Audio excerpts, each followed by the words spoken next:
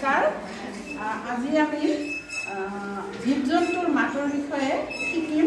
কাৰ কি মাত? মোৰ লগত সকলোৱে ক'ব। বাঘ সিংহই গজৰ মাৰে, পাৰৈ দিয়ে ৰোল, ভমৰা আৰু মৌ-মাখিয়ে কৰে গুণ-গুণ, শিয়ালে কৰে হুৱা-হুৱা, কুকুৰ কৰে ভোকে, মেকুৰীয়ে মিউ-মিউকৈ ঘূৰে চুকে-চুকে, ছাগলী কৰে বেবাই ফুৰে, গৰুৱে হেম্বেলিয়াই, কাউৰীবোৰে গছৰ আগত থাকে নমলিয়াই, চিৰিক চিৰিক কৰি মাতে, ঘনচিৰিকাৰ জাকে,